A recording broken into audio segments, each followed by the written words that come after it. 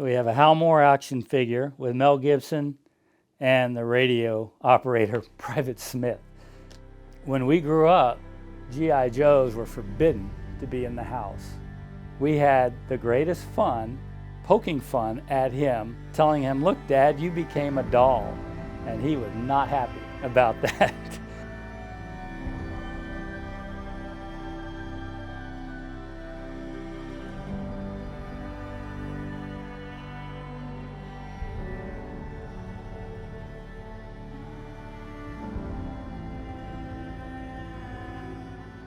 Joe and Dad did promise on the I-Drang battlefield, on LZ X-ray, to tell the story. And around 1980, 81, they started saying, you know, it's about time we start to tell the story.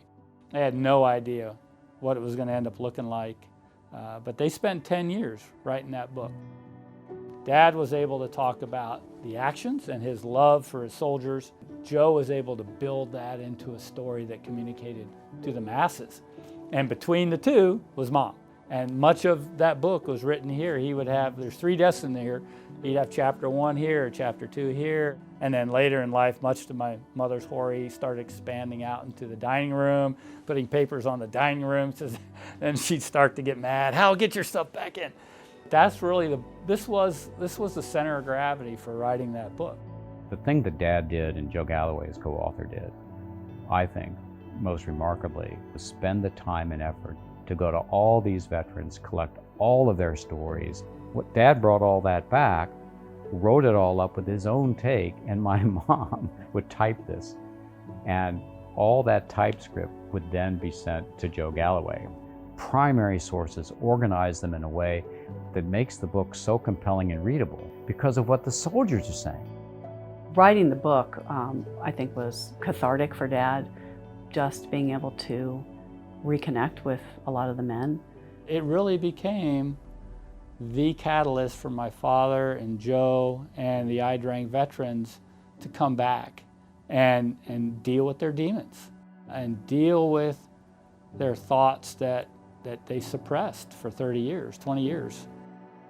You know, you see guys that you ever so close with, and you have a camaraderie that's unbreakable.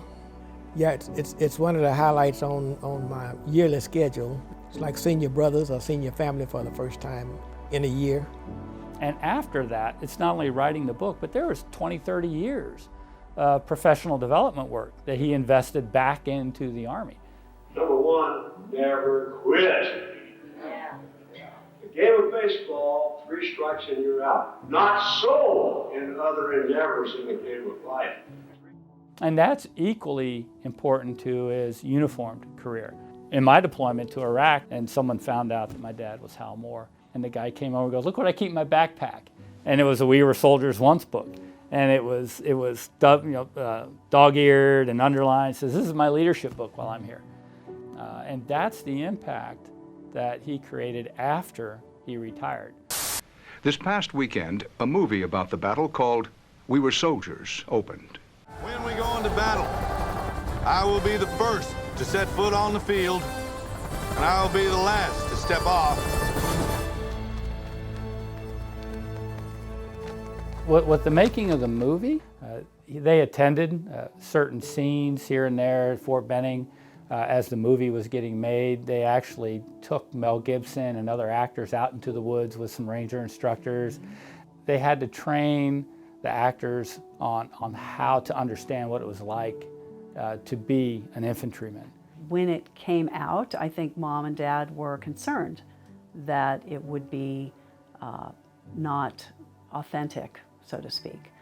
I remember Dad telling me that he was on a set and he was trying to tell Randy Wallace what to do, and Randy tapped him and said, "General, this is not a history. This is Hollywood, but we're going to do our best to do it 100%. And my father took that to heart because he had faith in Randy Wallace. And the only reason the movie was made was because he had that faith in Randy Wallace. So I said, when this movie is made, I hope you'll be able to say, you have given your last full measure of devotion to your men. And he looked right at me and said, why would I ever want to feel that? Why would I ever want to feel I'd done enough?